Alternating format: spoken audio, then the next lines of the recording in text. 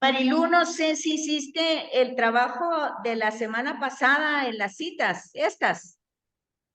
Sí, sí.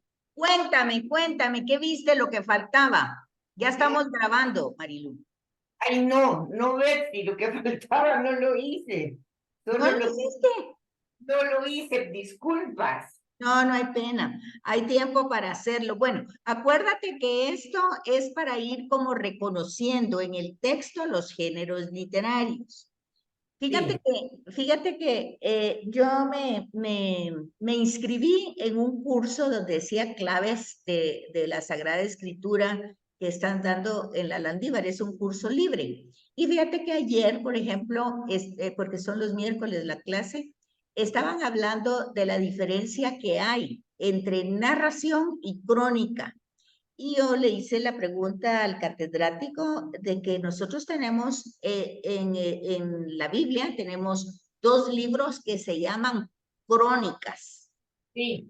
y está entre los libros históricos. Y él decía que crónica es diferente a narración. Entonces, yo le hice una pregunta, pero no me sentí contenta con la respuesta que me dio y entonces yo me puse a investigar por mi parte. Y te hago este comentario porque tiene que ver con esto que estamos viendo de los géneros literarios. Fíjate que dice que el libro originalmente no se llamaba Crónicas, sino que eran varios tomos que estaban juntos y formaban parte de la historia de Israel, pero que San Jerónimo le pone el nombre de Crónicas porque en los primeros capítulos de esos libros hay genealogías, que son otro género literario, que van tratando de unir una época con otra y entonces tratan de dar, como quien dice, la crónica, por decir así, del Sí. reinado de David y de Salomón. Pero, Pregunta, ¿qué Betsy, una pregunta. Eso de la crónica, a ver si te entendí, es más que todo un proceso histórico. Pues fíjate que eso fue lo que yo pregunté ayer al catedrático, porque Ya, nos estaba dando las claves de interpretación de la escritura y nos estaba diciendo la diferencia que hay entre una crónica y una trama, que si eran lo mismo o no. Entonces yo le pregunté, bueno, pero es que nosotros tenemos dos libros que se llaman crónicas y están llenos de tramas, ¿verdad? Porque no solamente hay fechas y todo, sino que hay narración. ya. Entonces me dio una respuesta que no me quedó no quedé muy satisfecha y me puse a investigar. Y el tema, que es por lo que te estoy diciendo, es que el título es el que está equivocado porque realmente San Jerónimo le puso crónicas, así le puso a esos dos libros, pero en hebreo no se llamaban así, fíjate, sino que se llamaba como continuidad de la historia, era como una aclaración, por decir así, de algunos pasajes que no habían quedado muy bien hilados en la historia de Israel, y crónicas, que así le puso San Jerónimo, la iba como ir matizando. Entonces hay muchas narraciones. Entonces el problema está en el título, no en el contenido. ¿Sí captas? Ya, ya, sí, sí, sí. A ver si entendí que en realidad el término crónicas en la Biblia no está bien empleado. No, ajá, como título de libro, ¿verdad? Si yo voy a entender que como es crónicas, va a haber un itinerario así que histórico, estoy equivocada. Entonces, Ok, por eso se lo estoy comentando, porque hay, pues, así se llaman los dos libros, Crónicas 1 y Crónicas 2. Pero si uno entra al texto, al principio podría entenderlo porque hay genealogías y hablamos que las genealogías hacen, su objetivo es unir épocas, tiempos, ¿verdad? Ese es su objetivo. Entonces, pareciera que por eso San Jerónimo le puso en la traducción crónicas, porque lo que pasa es que San Jerónimo fue el que tradujo del hebreo y del griego al latín, ¿verdad? Fue la primera traducción que hubo. Y él en esa traducción le puso el nombre, el título del libro de crónicas. ok, ya entendí. Entonces, bueno, aquí ya te dejo estos numerales para los últimos faltaban. Uy, así para que queden de ver. Pues era para que ustedes, haciendo un esfuerzo, fueran reconociendo por ustedes mismas los géneros literarios, que eso es lo que estamos estudiando en este capítulo 11. Le voy a tomar una foto para imprimirlo, Bueno, ¿sí? Ya, para que no se me olvide. muy bien. Es que con esto de los temas estos y que tengo un par de proyectos que estoy trabajando, ¿De se qué, me, Marilu? ¿De qué trabajas? ¿Proyectos de qué? yo soy consultora asesora del Comité de Gobernanza de Cementos Novela ¡Ay, Holding. qué bonito! Y hago estudios sobre compensaciones y beneficios de las empresas a nivel ejecutivo y gerencial. Entonces, Eso. actualmente trabajo con novela, trabajo con Calzado Cobán, Inmobiliaria Magdalena de los Familia Torreviarte y también con los ejecutivos de McDonald's y uno que otro proyecto, pero ahorita tenemos comisión de 2 proyectos. Le doy gracias a Dios, fíjate que todavía estoy activa. Ay, claro, claro, claro, claro que sí. Pues Ujú. te felicito. Me da mucho gusto. ¿Ya le Ya, tomaste la foto? ya le tomé. Ok. Bueno, entonces ya terminamos los géneros literarios. Esa era una práctica. Ya sabes que solo estás tú en la reunión. ¿Qué le Miriam, pasó a pues Miriam? dijo que se iba a conectar porque hoy tratamos de ser presenciales, pero no se ha conectado y prácticamente tú eres la que te conectas. Ah, ahorita está, ahorita, yo creo que ahorita está entrando ella. Ah, qué bueno. Le debe de haber ardido la oreja. Vamos a esperar que entre, a ver si entra. Porque a ella dice que le cuesta un poquito y su hijo la ayuda. Y entonces, bueno, ya le di entrada, pero no aparece por ahí. Miriam. No. Bueno, entonces ahora entramos a figuras literarias. Vamos, ahí tienes tu folleto, Marilu. Y aquí lo tengo, figuras literarias. Entonces, ya vimos, estamos viendo, la sesión se llama Principios Literarios para la Interpretación. Entonces, estamos en eso. Y ahora, pues, vamos a las figuras. Ya vimos todos los géneros que los tienen ahí escritos. Y en las figuras literarias. Entonces, además de considerar los diversos géneros literarios que hemos hecho, ya los estudiamos, la interpelación también toma en cuenta los filigramas de estilo propio de cada autor. Entonces, estas son las figuras literarias más comunes que va utilizando el escritor bíblico. Entonces, van a encontrar en los textos que están llenos de símbolos. Y Ya. entonces lo que uno tiene que hacer es encontrar el significado de ese símbolo en el contexto cultural de ese momento, la mentalidad de esa época. ¿Tá? Entonces, por ejemplo, si yo te dijera, en lo que tú conoces de Sagrada Escritura, ¿qué te pareciera que está como muy lleno de símbolos? O si no tan lleno en algunos casos. Es el Apocalipsis. Fíjate, cabal. El Sí. Apocalipsis que hablábamos como género literario, ¿se acuerdan? Cuando decíamos que no es la forma como la interpreta Hollywood, sino que son toda una simbología que su objetivo es esperanzador, no es destructor.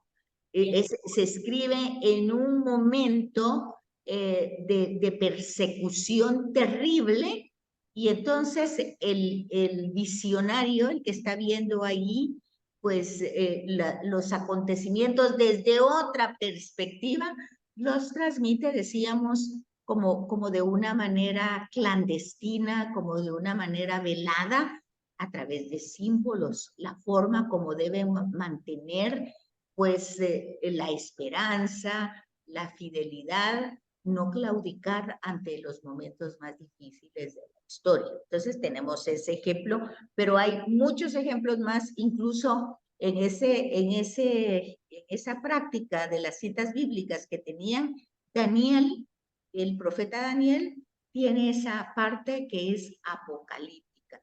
Y ahorita, si nosotros nos damos cuenta cómo va a ir terminando Mateo, los domingos, ya este último mes de noviembre, que ya van a ser prácticamente 4 o 5 domingos que faltan para que termine el año litúrgico, vamos a encontrar también textos totalmente apocalípticos, o sea, llenos de símbolos. Entonces, para comprender esos símbolos, hay que comprender el contexto histórico y cultural de ese momento. Eso sería ahí. Además de los símbolos están las parábolas. Esas están fáciles, ¿verdad? Porque es Jesús el que más o menos, pues, sobre todo en los sinópticos, hay muchas parábolas, ¿sí? Sí. Ok.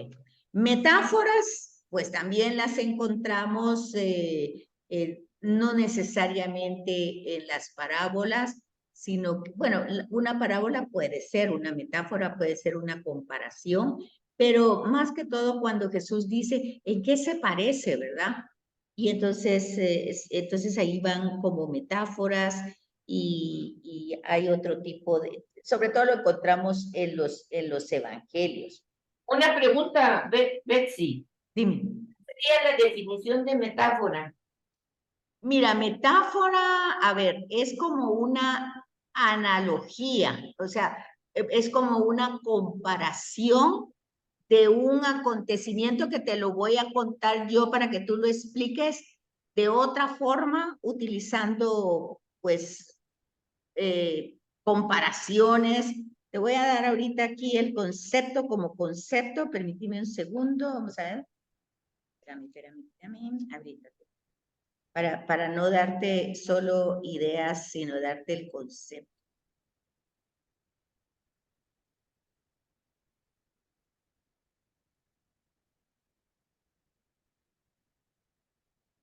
Dice, metáfora, es una figura retórica de pensamiento por medio de la cual una realidad o concepto se expresan por medio de una realidad o concepto diferente.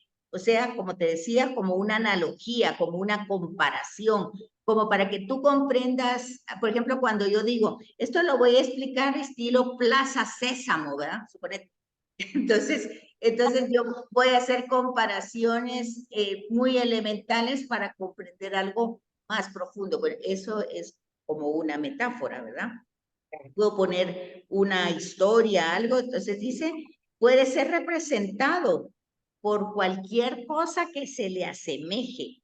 Entonces dice que hay metáfora continuada. Dice la relación de correspondencia entre una metáfora inicial y otros significados relacionados. O sea que, por ejemplo, una metáfora, mira, te voy a poner el ejemplo de una metáfora, que también puede ser una alegoría. Ajá.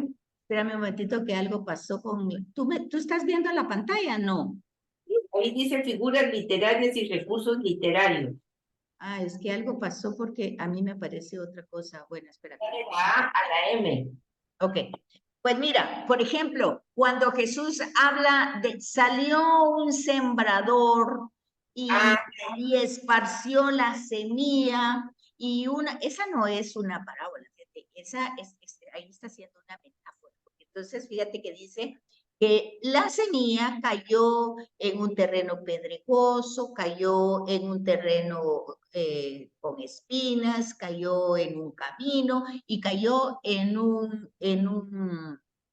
buen terreno, en una tierra fértil, ¿verdad? Sí. Entonces luego le preguntan los discípulos, mira, no entendimos ellos dicen esa parábola, ¿verdad? Entonces, pero prácticamente es una metáfora, porque él está comparando su misión con un sembrador que sale a sembrar y que la semilla. Entonces, Jesús empieza a explicar, dice él, bueno, la semilla es la palabra de Dios. Fíjate, si esa es una parábola, Cuando Jesús la explica, es una alegoría. Deja de ser parábola y se vuelve alegoría, porque la parábola se queda abierta para que tú la interpretes a las profundidades que tú quieras llegar. O sea, la parábola tú hoy le puedes dar una interpretación, el año entrante vuelves a oír la parábola y vas más adentro. Es como ir entrando en el mar, la parábola, ¿verdad? Tú vas en la orilla, luego vas más adentro, vas viendo esas profundidades y vas entrando. Eso también está en Ezequiel, cuando él habla, por ejemplo, que del templo sale un río caudaloso y él va caminando y la primera parte le llega al tobillo del agua y la segunda le llega a la rodilla. Bueno, ahí está haciendo una metáfora que luego la va a explicar y va a decir de qué se trata eso, ¿verdad? Que es el agua que está saneando todo el mal conforme la persona lo va entendiendo. Entonces, igual pasa con Jesús. Pero si ves que al principio esa es identificada como parábola, que diga el texto, Jesús dijo la siguiente parábola. El reino de Dios se parece a un sembrador, pues es una parábola.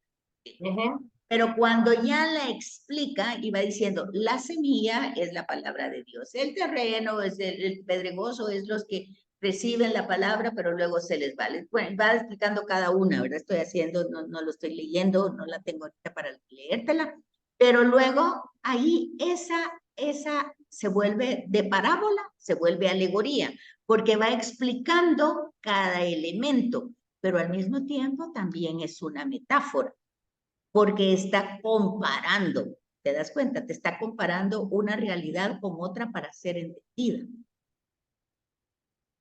Ok. Ahora, bien complejo, Betsy, porque misma lectura puede tener diferentes figuras literarias, puede tener una dominante, pero puede tener complementarias. Muy bien la forma como lo estás expresando. Exactamente es así. En un momento es una forma literaria que tú la debes de comprender y luego pasa a otra complementaria, como bien dices, y luego pasa a otra totalmente diferente, porque una metáfora y una parábola son totalmente distintas. Por ejemplo, fíjate que la vez pasada hubo un testimonio de una persona que estaba, pero eso es histórico, no es un testimonio histórico de verdad. Entonces la persona estaba, no sé, fue aquí en Guatemala, y estaba en un puente. Yo no puedo ubicarte, el único que yo puedo ubicar, un puente donde pasa abajo carros, es el periférico, no se me ocurre otro, sobre todo el Aguilar Batres, creo que no se me ocurre otro donde hay un puente y pasen carros abajo. No sé si tú ubicas uno aquí en Guatemala. La Roosevelt. La Roosevelt, bueno, pero la Roosevelt, sí pues, pero es el periférico también. Sí, es el periférico. Sí, es el periférico que justamente pasa el Aguilar Batres y la Roosevelt. Va. Pero es Entonces, el trébol. el Trébol también tiene un puente. Arriba pasa y abajo uno se va para la Roosevelt. Va. Pues entonces fíjate que yo traté de ubicar ese lugar donde hablaba este doctor, dice que salió de su turno, estaba esperando que pasara algo así, y fíjate que el camión de basura le cayó encima. Ay, ay, Fíjate. sí. Y él dice, esto no es una metáfora, dice él. Esto es de verdad, me cayó. O sea, yo puedo interpretar eso, decir, bueno, esto fue como que si me hubiera caído un camión de basura. ¿Me entiendes? O sea, la metáfora viene a ser algo así como que yo voy a tener la experiencia de algo que pudo haber pasado, pero no pasó. Porque él tiene la necesidad de decir, esto no es una metáfora. O sea, históricamente y verdaderamente me cayó físicamente un camión de basura. No es una metáfora, dice él, ¿verdad? Entonces de ahí puedes sacar tú la conclusión que la metáfora es algo que tú puedes interpretar como algo que experimentó tu vida sin que haya caído verdaderamente un camión de basura. También no se convierte en hipérboles o exageraciones. Sí, una metáfora puede tener eso, puede tener grandes exageraciones. De hecho, si tú te fijas, por ejemplo, en la parábola del domingo, si fuiste a misa, ¿verdad? Y viste el tema de la invitación a la boda que, Ajá, que hace, tú ves que ahí hay una exageración, aquel que no se puso el vestido del traje de la boda y que lo matan, lo sacan y todo lo que le pasa. sí, es cierto. Entonces, ahí, pero te fijas, cabal lo que tú estás diciendo, es una parábola, llega toda una explicación y luego hay una hipérbole, hay una exageración que cuando tú estás leyendo el texto, tú te paras y dices, bueno, ¿y aquí qué pasó? Porque no se puede, después de que fueron a recogerlos de todos lados y estaban en la calle, buenos y malos, pobres y todo, y que terminen todo esto, te desubica la narración que va. Entonces hay varias explicaciones. Dice, por ejemplo, puede ser que esta sea otra narración que simplemente se mezcló, parecería que es así, que pertenece más bien a otro tipo de enseñanza y que solo se puso ahí por alguna Sería, razón. sería la de este domingo que me recuerda cuando Jesucristo manda a los 72 discípulos a predicar. Esa fue entre semana, Marilú. Esa no fue la del domingo. La del domingo fue la de las bodas, que hacen el rey se va a casar su hijo y manda a invitar a todos a una boda. Esa de que tú estás diciendo de los 72, o fue ayer o fue anteayer, pero fue entre semana. Ay, Dios. La del domingo fue la parábola de las bodas, que manda a invitar a todos y todos rechazan la invitación. Sí. Y que luego entonces les manda por segunda vez a sus sirvientes y les dice, no, vengan, si ya está matado el carnero, ya pues el animal cebado, ya está listo, ya está el banquete, y resulta que golpean a todos los trabajadores. Entonces el rey se enoja y manda a decir, bueno, manda a los sirvientes a decir, bueno, traigan a todos, buenos y malos, a los que se encuentren en la calle, tráiganlos porque el banquete ya está y la fiesta, va a haber fiesta. Entonces, es como quien dice, aquí hay fiesta, estés o no estés. Entonces fueron a recoger a todos y ya. Pero hasta ahí vamos bien, lleva hilo conductor y vamos bien en la narración. Pero de pronto entra el rey y mira este que no tiene el traje. Y entonces se vuelve un zafarrancho ahí porque lo sacan, lo matan y bueno.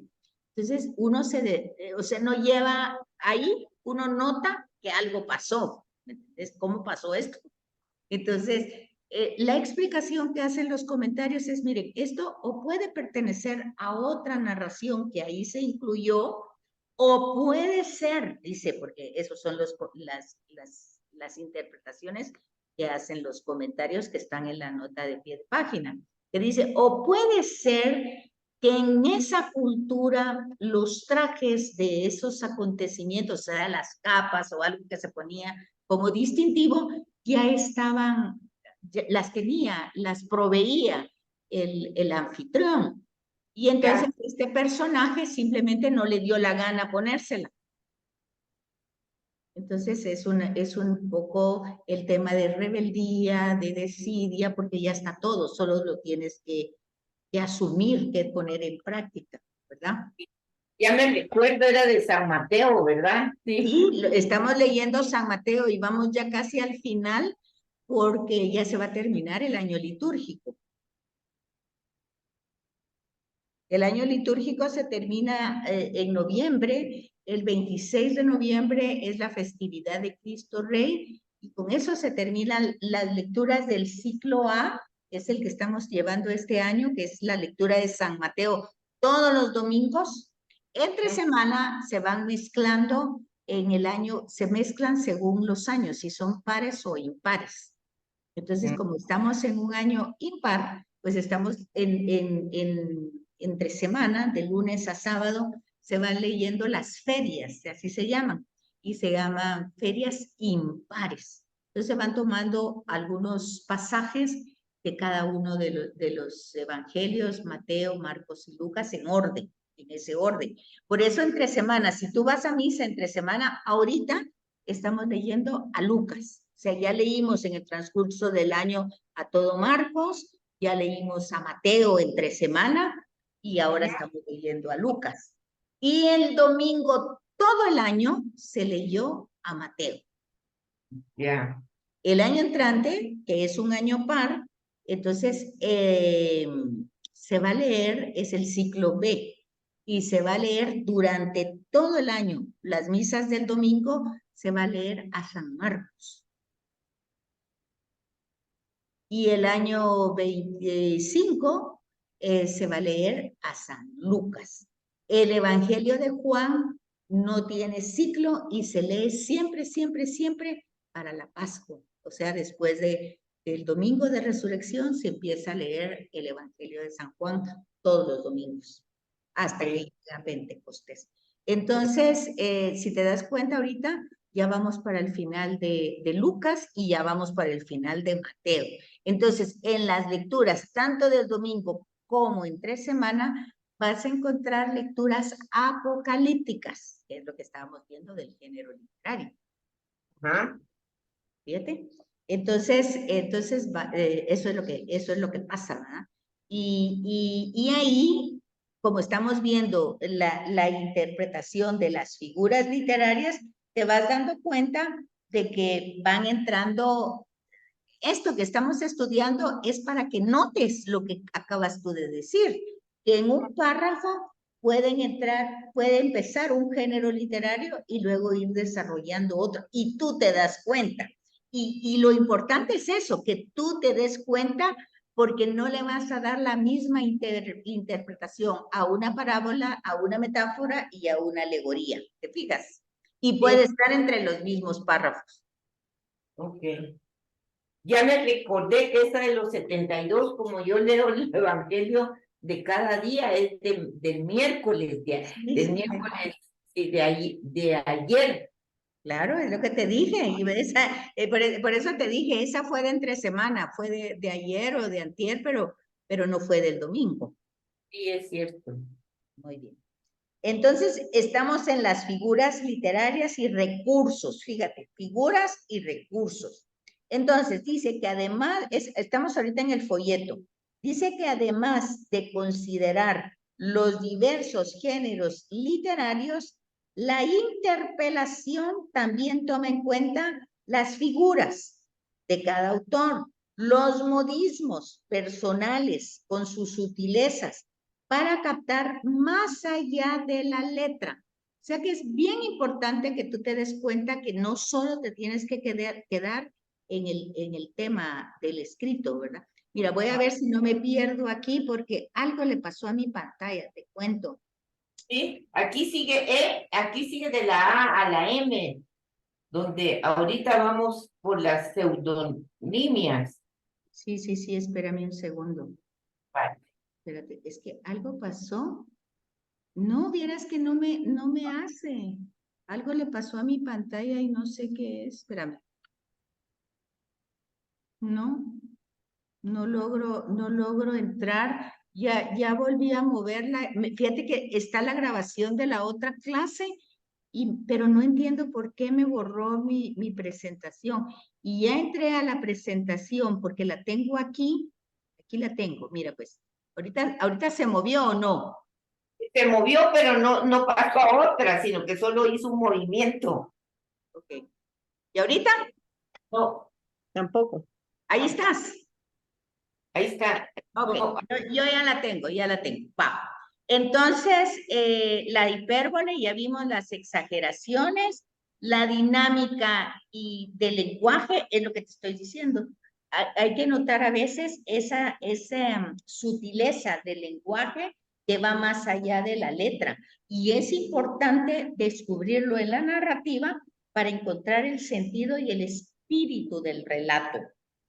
Pues la palabra de Dios nos llega directamente, no llega directamente, sino bajo la forma de palabra humana. Entonces, te vas a dar cuenta que cuando nosotros estamos hablando, muchas veces estamos utilizando, pero es que no decimos, esta es una metáfora o este es un... A veces nosotros utilizamos formas habladas y decimos, por ejemplo, ay, vine hecha pistola, por ejemplo. Sí. Entonces, ¿qué es lo que estás diciendo ahí? Es una metáfora, ¿cómo lo debo? Sobre todo, si tú no perteneces a esta cultura, difícilmente entiendes lo que yo te dije, ¿sí o no? Sí, sí. Y fíjate que a mí me pasó, por ejemplo, un día conté, ay, dije yo, a mi prima se la llevó el río la vez pasada cuando vino a Estados Unidos y toda la gente, ay, pobre, ¿y qué río se vino de mojada o qué? No, yo me estaba refiriendo a que le había sido muy difícil, pues porque ella llegó muy joven, fue hace muchos años, ella tenía 23 años, entonces yo dije, se la llevó el río metafóricamente. ¿Ves? Aquí va la metáfora. No se la llevó el río de verdad. Pero como ya sabes que el tema es de migrantes y todo eso, la gente pensó ya, ay, pobre, ¿y qué río fue? Y por dónde se vino y hasta dónde la encontraron. Bueno, es el tema, a veces uno cuando está hablando, transmitiendo un mensaje, utiliza estas formas de hablar y las personas pues no comprenden lo que uno está diciendo, ¿verdad? Sí, es cierto, en todo, ahora se le podría agregar que está exagerando la persona que está hablando. Sí, sí, bueno, pero acuérdate que, por ejemplo, nosotros aquí en Guatemala, bueno, yo no sé si tú conoces ese vocablo, pero nosotros, por ejemplo, algo muy difícil, dice, ay, hoy me llevó el río cuando venía para acá porque había mucho tráfico. Sí, sí, sí. Pues tal vez es exageración, pero es un vocablo que uno lo utiliza no porque te llevó el río de verdad, sino porque te fue muy difícil. No sé por qué utilizamos esa forma de hablar. Se llevó el río, dice uno. Sí, uno dice me llevó el río, pero la otra persona que está escuchando pues se altera, se asusta porque dice, bueno, eso fue una tragedia, ¿verdad? Sobre todo cuando vemos las ¡Gorda! crecientes de los ríos. Bueno, luego también, Miriam, al fin te veo. Gracias, aquí estoy, Taida. Así le estaba diciendo a Marilu que estabas, pero que no te miraba.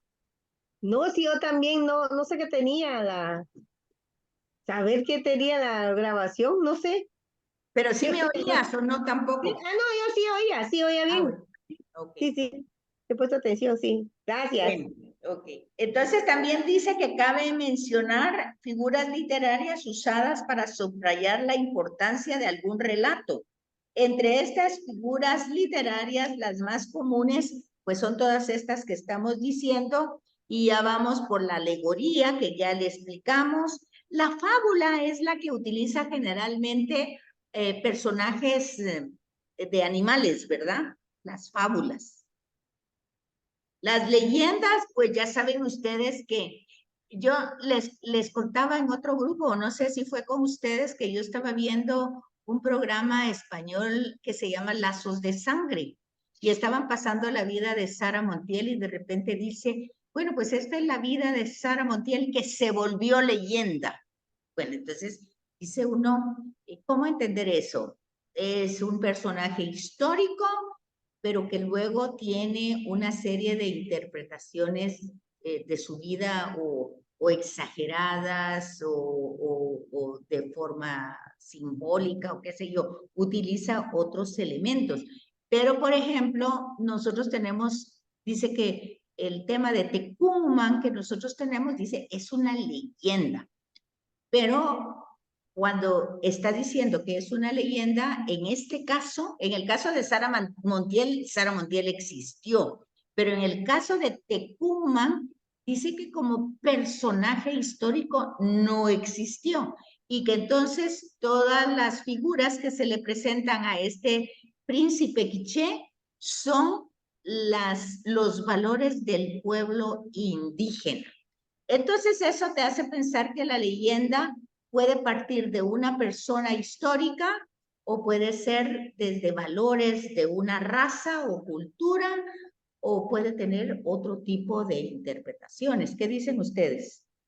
Sí, esa que era leyenda del lobo y vamos a ver cuál era, había una leyenda de un lobo. De Francisco de Asís, el hermano, pero esa no es una leyenda, ese es un poema de Rubén Darío, La leyenda del lobo.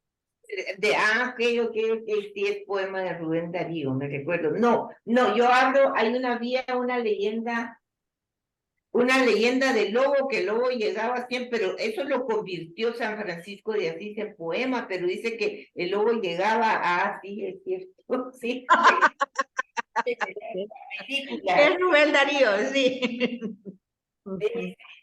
Es la leyenda del lobo. Ese es muy lindo. Ese, ese, Precioso. es- ese es precioso. Cuando llega el lobo y le dice, hermano Francisco, no puede ser, yo no puedo seguir porque mientras más humilde soy, más me apedrean, más me golpean. Tengo que tener mi carácter. Cruel, ¿verdad? Sí, esa es preciosa. Pues vemos, esas son leyendas que eso te podría decir. Históricamente le pasó a Francisco de Asís, pues es que ahí es donde estamos viendo lo que es una leyenda. Francisco de Asís sí existió Sí. y sí tuvo ese tipo como de experiencia con toda vida existente. También hay una leyenda de San Antonio de Padua, que es un predicador, pues también franciscano, ¿verdad? Y él era sacerdote, y entonces resulta que la gente no le escucha cuando él predica, y él se va a predicar al mar, ¿verdad? Y cuando va, todos los animalitos del mar se ponen ahí a escuchar. Es una leyenda. Ahora, tanto San Antonio de Padua como Francisco de Asís existieron. Esa parte que se está narrando, ¿es histórica, es real o por qué surge? Bueno, esa es la función de la leyenda, que te les ponía el ejemplo con Sara Montiel, ¿verdad? Esa es la historia, ella existió como persona, pero hay una serie de narraciones que son leyendas, ¿verdad? O sea, que uno puede decir, bueno, pudo ser, pero no pudo ser. Algunos dirán, bueno, así era su carácter, pudo ser, otros dirán, no, eso no pudo ser. Bueno, en fin, pero forma parte de esa realidad. Luego, vidas ejemplares, que tenemos muchísimas. Los santos. ¿Cuál? La de los santos. Los No, sí, pero como acuérdense que estamos hablando de la Biblia, ¿verdad? Entonces, las sí, vidas ejemplares, por ejemplo, bueno, tenemos a la Virgen María, María. así, María, José, hay muchos Sí, personajes, ¿verdad? Que son ejemplares, digamos que cuando se presentan los jueces, se supone que ahí hay una enseñanza, ¿verdad? Los profetas son vidas ejemplares, aunque ahí no hay biografía, sino que hay una misión y entonces, pues en esa misión uno va viendo cómo se entregan a esa misión Moisés, Abraham, vidas ejemplares. Genealogías, ya hablamos de ellas, que sirven para conectar una época con otra, ¿verdad? sí. Simbolismos numéricos, ya vimos también de que el número tiene una interpretación en la Biblia. Hay que recordarse que las letras en el hebreo son solo 22 y también corresponden a símbolos y también corresponden a números. Entonces, en ese sentido, los números se escriben con signos, o sea, son simbólicos y al mismo tiempo representan, tienen un significado. Entonces hay que entender, por ejemplo, el número 3, el número 7, el número 6. El número 6 siempre va a ser imperfección, el número 7 siempre va a ser perfección. El número 12, el número 40, y esos se van a multiplicar, van a haber múltiplos del 12 y van a representar, por ejemplo, en el Apocalipsis cuando dice que los números de los salvados son tanto y da una cantidad, es un múltiplo de 12, pero es como decir al infinito, no es un número exacto, no es una numerología, o como cuando dice hay que perdonar 70 veces 7, no es que vamos a hacer una multiplicación, ¿verdad? Y luego decir, ay, ya cumplí. No, el 7 es como el número perfecto, como el infinito. El 6 es el imperfecto, siempre por eso el número de la bestia es 666, es imperfectísimo. No solo es imperfecto una vez, sino 3 veces, como decir santo, santo, santo, es 3 veces perfecto, es el santísimo. Entonces, es como ir entendiendo ese sentido de números. Y las narraciones populares, ¿te manda? Una pregunta, Betsy, ¿dónde entrarían las bienaventuranzas? Mira, fíjate que hay muchas interpretaciones, no entrarían como, bueno, en el hebreo entran como un género que se llama mashal, que es como bendiciones que al mismo tiempo tiene como ayes que en otros lados se entienden como maldiciones. Pero digamos, como se encuentran en el Evangelio de Mateo y de Lucas, porque solo están en esos dos las bienaventuranzas, pues pareciera que es algo que Jesús utilizó constantemente, no solo en el monte o en el llano o en la montaña, sino que como Jesús al llevar su mensaje a la gente sencilla y a la gente marginada por la religión de la época, como que Jesús a ellos, ya solo por el hecho de que Dios se acerca a ellos a través de su persona, ya son bienaventurados. O sea, entran tal vez como la parte de la buena noticia, o sea, como el evangelio, como la buena noticia. Por eso dice que las bienaventuranzas son la carta magna de Jesús, o sea, es el proyecto de Jesús desarrollado, sintetizado, por decir así. Porque Mateo las cuenta de una manera y Lucas las cuenta de otra manera. Por ejemplo, en Lucas están 4 primeras, luego creo que son 3 primeras, luego la cuarta es la misericordia, bienaventurados los misericordiosos porque encontrarán misericordia, y después Lucas sigue con los ayes. Ay de aquellos, y entonces entra a otro nivel. Entonces, más bien parece que es como, no es directamente un género literario como nos llega a nosotros. En hebreo está más definido, pero como la Biblia, la Torá no tiene a Jesús, ¿verdad? No tiene las bienaventuranzas, no tiene ese tema. Tiene solo el Antiguo Testamento, pero en el Antiguo Testamento hay bendiciones y hay maldiciones.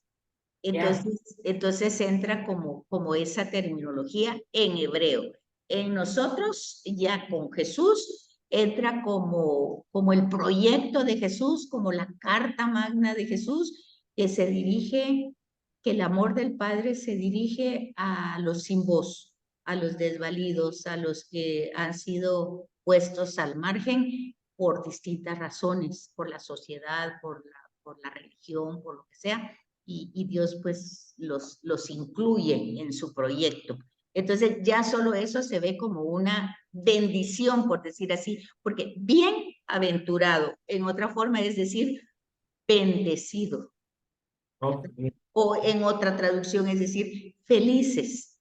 Felices ellos felices los que lloran porque encontrarán consolación, o porque los que tienen hambre porque serán saciados. O sea, ¿pero por quién? Pues por Dios mismo, pero ese hecho ya está pasando, porque Jesús está sanándolos, está acompañándolos. Entonces es la presencia de Dios ante esa área marginal que ya tiene esa presencia de Dios, a pesar de la religión judía que los tiene al margen.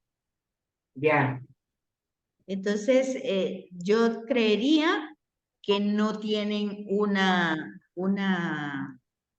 un género literario específico las bienaventuranzas, pero podríamos preguntar aquí y ahorita te digo. Vale. Gracias. Porque a veces es mejor no solo dar una opinión, sino buscar. Y porque dijéramos en San Lucas, estaba viendo yo que según la Biblia, cabal como tú lo estabas diciendo, es el discurso inaugural, ¿verdad? Ajá, sí. Y dice, por ejemplo, es lo que te decía yo, El género literario contenido en el texto de hebreo se llama macarismo, Sí. el cual puede remitir a la palabra feliz, dichoso, afortunado, bienaventurado, específicamente en las personas. Es un poquito lo que te estaba diciendo, ¿verdad? La palabra es macario. Eso está en hebreo. Pero como ya te digo, ellos no tienen el Nuevo Testamento, entonces no tienen directamente las bienaventuranzas, pero Jesús utiliza ese macario, o sea, ese feliz, ese afortunado, ese dichoso, como bienaventuranza, nos ha llegado a nosotros, ¿verdad? Ya. Entonces, vamos a ver qué otra cosa dice aquí. Ya no me llegó.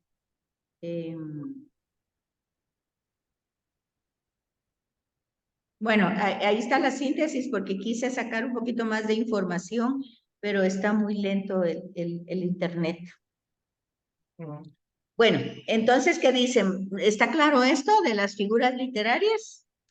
Muy claro, pero se requiere práctica, mucho conocimiento, porque dijéramos, como la interpretación no la da una persona neófita, sino que la dan los versados y especializados, o lo que dicen los exégetas, ¿verdad? Muy bien, ajá. Se ¿Qué le- puedes hacer entonces? ¿Qué puedes hacer entonces? Ah, ir a hacer lo que tú acabas de hacer ahorita, es una.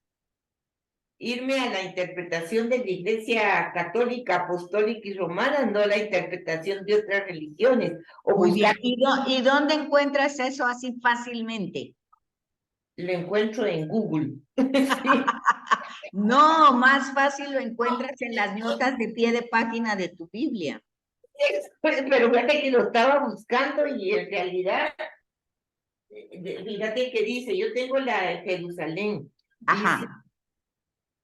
aquí está diciendo que las bienaventuranzas, dice el 6:20, corresponden a Mateo 5. Lucas no ha insertado adiciones y ha suprimido lo que estimaba tener menos interés para los lectores no judíos. ¿Ah?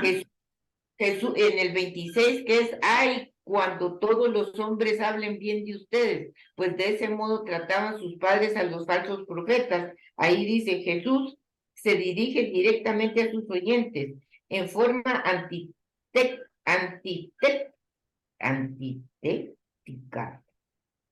Como una antítesis, como una forma contraria. Examina situaciones concretas que comprometen las disposiciones interiores y que contraponen el espíritu de este mundo con el de Cristo. Y de ahí da más referencias todavía.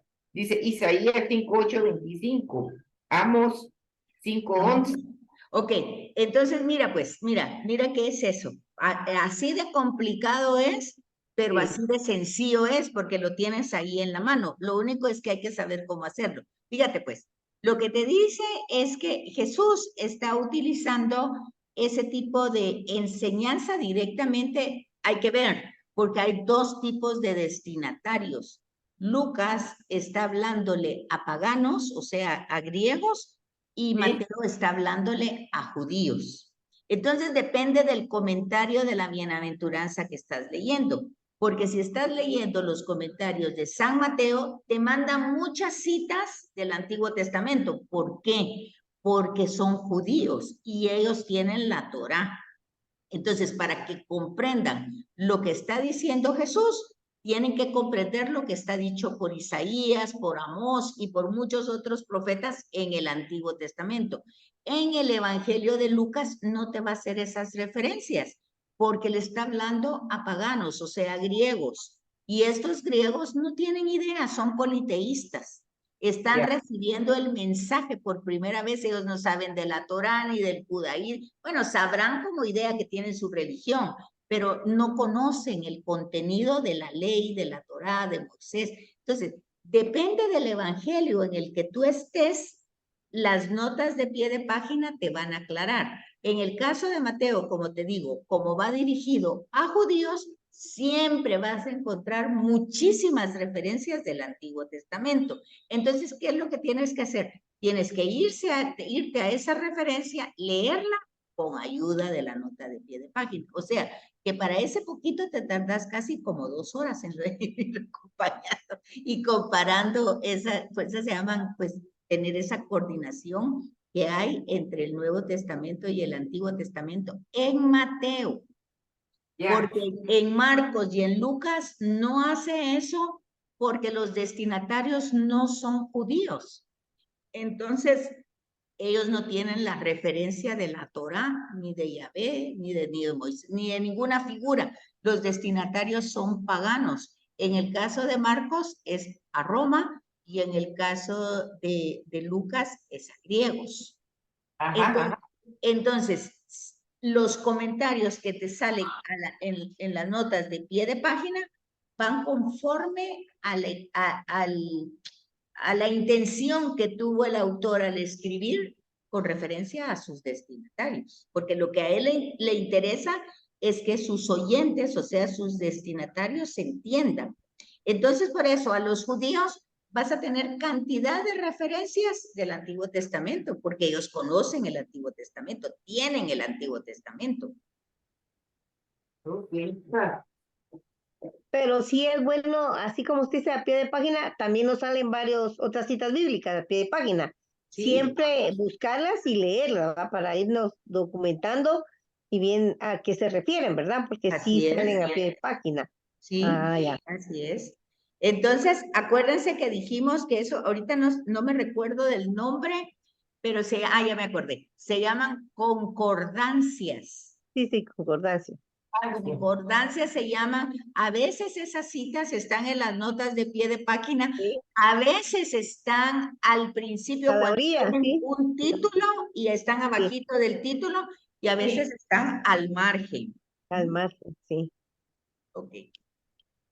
Pero como Entonces, decía el sacerdote, leer, ¿verdad? Que uno tiene que ponerse un párrafo y como desglosarlo, ¿ah? Saber qué género es al final, cuántos tipos de géneros tiene ese pequeño párrafo, ¿verdad que sí? sí, Algo así, ¿verdad? así. Genial. Muy bien. Entonces vean que en relación a los símbolos, pues son objetos que representan un concepto. Por ejemplo, ustedes ven el laurel, depende de donde lo vean, ¿verdad? Porque si lo ven el laurel en una cabeza, pues ya será victoria, pero si ven el laurel en la comida, pues no es victoria, ¿eh? Es el sabor de la comida. Entonces, tiene un significado diferente. Si ustedes ven la nube sobre la tienda, ¿verdad? Donde está el arca de la alianza, es la presencia de Yahvé, ese lugar, según una tradición oral, que básicamente es la tradición eloísta. Nosotros estudiamos que utiliza signos y símbolos para hablar para hablar de Dios. Entonces, esos símbolos están en el Antiguo Testamento. Las parábolas, narraciones con una enseñanza moral, y aquí tenemos muchas. Alegorías o fábulas, bueno, aquí ponen la alegoría junto con la fábula, yo entiendo que son diferentes, porque la alegoría es una explicación de la parábola y la fábula casi siempre utiliza otros personajes. Pero dice que la alegoría es mensaje envuelto en una fábula. Por ejemplo, jueces, dice aquí, pseudonimias o motivos literarios, una nueva citación, una nueva misión, una nueva investidura. Por ejemplo, en Jacob, cuando pasa de ser Jacob a Israel, de Simón, cuando pasa a ser Pedro, de Pablo, cuando pasa a ser, Saulo pasa a ser Pablo, María, cuando llega a ser llena de gracia. La hipérbole, pues ahí tienen ustedes distintas citas donde las puedan encontrar. La leyenda, como la Torre de Babel, ¿verdad? O lo de los gigantes, que pudo haber existido. De hecho, ese tema de la Torre de Babel es importante porque indica, aunque sea una leyenda, su raíz es histórica, porque representa nuestra soberbia de querer tener, pues por nuestras propias capacidades, una autosuficiencia tal que no necesita de nadie, que ese es Torre de Babel, que contrapone a Pentecostés. Entonces, aunque fuera una leyenda, tiene raíces históricas, porque Pentecostés tiene raíces históricas. Vidas ejemplares, pues ahí tenemos, por ejemplo, el buen samaritano, que puede ser también interpretado como Jesús. El buen samaritano es Jesús, puede ser interpretado de esa manera en los comentarios. Simbolismos numéricos los encontramos en distintos pasajes, aquí los tienen ustedes. Narraciones populares, pues por ejemplo las plagas, la historia de Sansón, el harén de Salomón y otras formas literarias. Dice que existen formas literarias que suelen ser estereotipadas y que pertenecen a las características gramaticales y al lenguaje de esa lengua hebrea, aramea o griega, que fueron los originales, ¿verdad? Que ya nosotros nos llegan traducciones al castellano. Por ejemplo, el hebreo y el arameo casi no tiene adjetivos calificativos. Por eso recurre a frases o estados constructivos, ¿verdad? Aquí, como dice Marilú, hay que recordarse un poquito de lo que estudiamos nosotros de lenguaje, de los accidentes verbales y todo eso, ¿verdad? Por ejemplo, hijos de Israel, israelitos, israelitas, hijos del trueno, pues iracundos, hijos de maldad, malvados, fuertes de fortaleza, pues valerosísimos. O sea que en hebreo se utiliza esta forma, porque no tiene pues adjetivos calificativos, dice, ¿verdad? Entonces, hay que ver la construcción de esos idiomas. Por ejemplo, el uso de ben o bar, que en la lengua hebrea o aramea significa hijo, ¿verdad? Por ejemplo, Ben Sirá, hijo de Sirá, Ben Hur, hijo de la familia de Ur, Bar Ptolomé, por ejemplo, Ptolomé, hijo de Bartolo, ¿verdad? Simón Bar Jonás, Joná, Simón, hijo de Juan. Por ejemplo, fíjense, Betsaida, Bet es casa, Betel, casa de Dios, Bet-El, Bet, casa, El, Elohim, Dios, Betsaida, Bet, casa, Saida es pescado, pez, casa del pez, ese es mi nombre, fíjense ustedes, la etimología. Betania, casa del amigo, en fin, Bet es casa. Otras formas estereotipadas, todo el pueblo de Israel, pobres de Yahvé, es decir, utilizan una frase que identifica, ¿verdad? Amé a Jacob, odié a Esaú, pues es un lenguaje para hablar a veces de la predilección, pero básicamente por la historia, como se desarrolla. O por ejemplo, oráculo de Yahvé, como decir, esto lo dijo Yahvé, no es algo que yo esté diciendo. Entonces dice que reconocer estas formas estereotipadas del lenguaje oral escrito, que acuérdense que primero fue oral y después se puso por escrito. En todos los idiomas existen maneras y formas que todo mundo comprende y todos dentro de la misma cultura lo siguen, ¿verdad? Por ejemplo, ¿por qué en español se saluda en plural? Buenos días, por ejemplo. Y mucha gente pues ha cambiado eso y dice buen día, o no me acuerdo cómo es que dicen, pero tratan de cambiar eso. Pero no, mi amigo que me corregía cuando yo decía buenos días, Marilu, se dice buen día, me decía. Pero miren, aquí tienen, esa es una manera estereotipada, o sea que lo utiliza todo el mundo. Y no es que todo el mundo esté equivocado, sino que dice aquí, es algo muy característico del español. Todos lo comprenden y todos lo siguen, pero no así en otros idiomas, ¿verdad? Donde el saludo es en singular.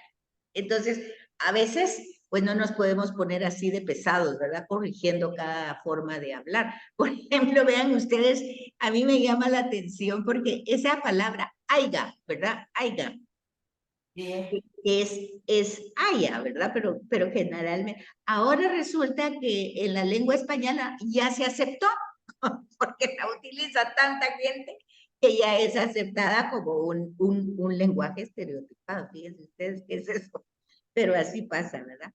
Por ejemplo, hay otra también que ahorita no recuerdo, el hubo, que nosotros decimos hubieron, que no hay hubieron, ¿verdad? No hay hubieron, pero bueno, entonces son formas estereotipadas porque uno se da cuenta que en el accidente del verbo no existe esa palabra, pero la utiliza todo el mundo y no puede estar uno corrigiendo a todo el mundo. ¿Cómo se ve eso?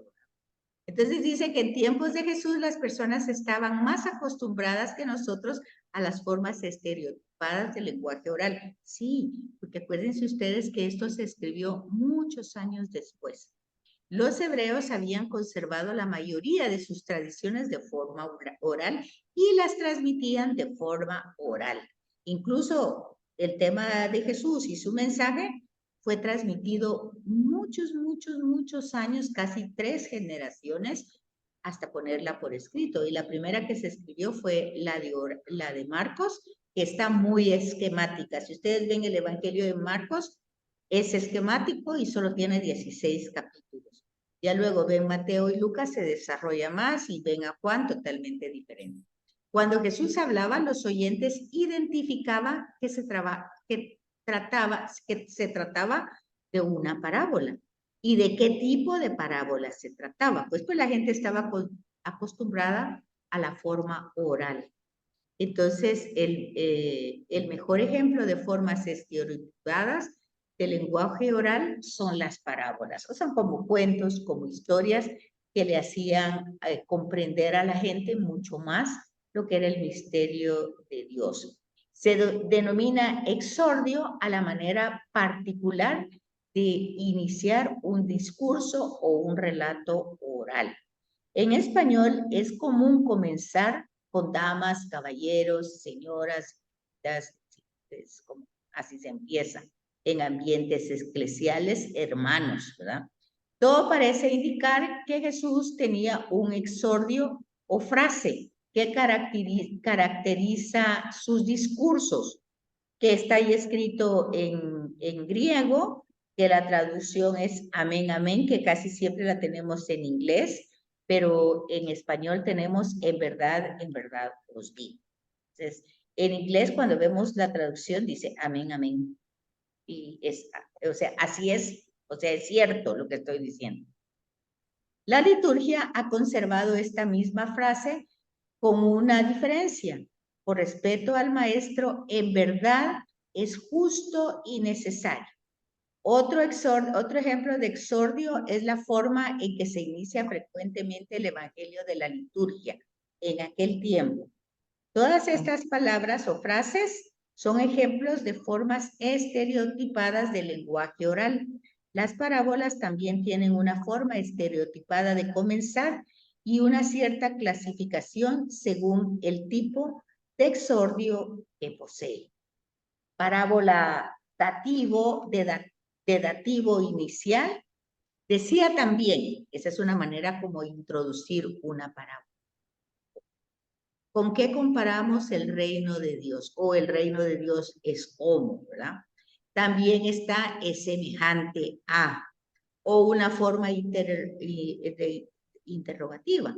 ¿Qué mujer que tiene 10 dracmas o 10 monedas y pierde uno o enciende una lámpara, la busca? Bueno, entonces todos estos son exordios, o sea, formas de empezar un relato que en el caso de oral, de forma oral, era muy sencillo, el exordio. Luego están las nominativas, las parábolas. Por ejemplo, Jesús responde, baja un hombre de Jerusalén a Jericó, va a contar lo del samaritano. Luego hay otra, Jesús respondió, un hombre dio una gran cena, casi que estábamos hablando de las mismas parábolas, ¿verdad? Un hombre tenía 2 hijos Esas lecturas las acabamos de tener de Lucas, si se fijan, 14, 15 son lo que hemos tenido ahorita, pues se llaman parábolas nominativo inicial, denominativo inicial. ¿Cómo empieza? Un hombre de rica vestidura, un hombre rico, solo nos damos cuenta de que es rico porque tenía vestiduras de púrpura y lino, ¿verdad? Tenemos también la forma de orar de un fariseo y un publicano, había un juez, habían dos hombres, en fin. Tenemos esas maneras nominales, nominativos, de nombrar personajes. Y tenemos estas figuras bíblicas del Antiguo Testamento, como Abraham,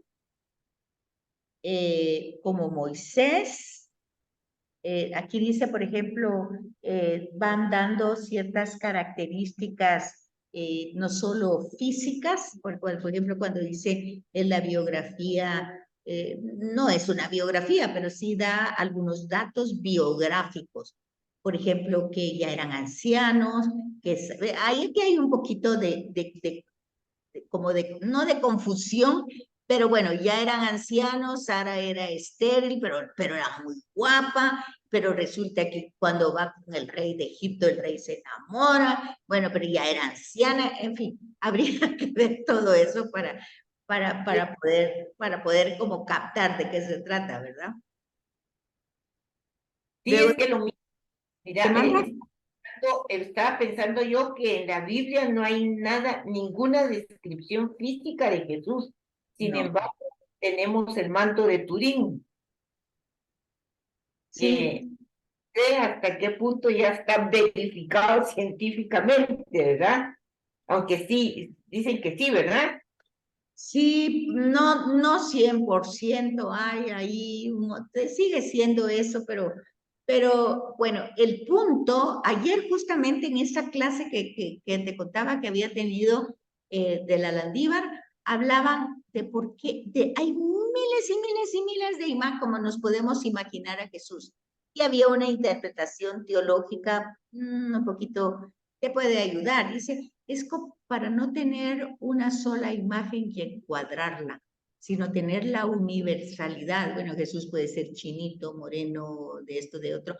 El hecho es que Jesús es captado y es tomado por cualquier persona que quiera realmente continuar su legado, no necesariamente su físico, ¿verdad?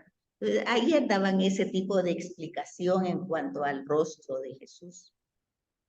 Ahora, hay ciertos datos que uno puede sacar de Jesús sin que sean biográficos, pero por ejemplo, cuando te dice que caminaba, era itinerante y tú conoces más o menos el área que es árida, que es, pues tiene estaciones marcadas, pero el sol es ardiente, se va al mar, pasa ahí por las noches, en fin, hay distintas datos que hace que uno pueda pensar, por ejemplo, en una tez un poquito tostada por el sol, digamos. Eso lo puede sacar uno del perfil de los hebreos de esa época, ¿verdad? Y también, y por ejemplo, cuando dice que lo iban como apretando, porque iba dentro con mucha gente, ¿verdad? Y entonces él miraba por encima de las cabezas. Ese es un dato interesante, porque quiere decir que era más alto que todos los demás. Normal, en eso no me había fijado yo. Sí, luego cuando dice, pues, yo decía en alguna clase una vez, dando Jesús de Nazaret como clase, bueno, pues Jesús no se podía bañar a cada ratito, seguramente tenía olor a pescado, a sudor, a cuantas cosas, porque es un hombre que va caminando, que va de un lado para otro, que lleva los pies pues llenos de tierra, porque se usan sandalias, y es interesante ver ese tipo de imagen ante los escribas y fariseos cuando Jesús está hablando con ellos como enviados y ellos mismos dirán, bueno, ¿y qué puede salir de Nazaret algo? O sea, Sí, sí, así dijo que sí. ¿verdad? Entonces, son descripciones que se van dando, no necesariamente para que nosotros tengamos directamente un perfil, pero sí podemos intuir un poquito algunos rasgos, ¿verdad? Ajá. Como les digo yo, en esa clase de Jesús de Nazaret, pues tan blanca su túnica no podía ser, pues, porque no podía ser tan blanca. Sí.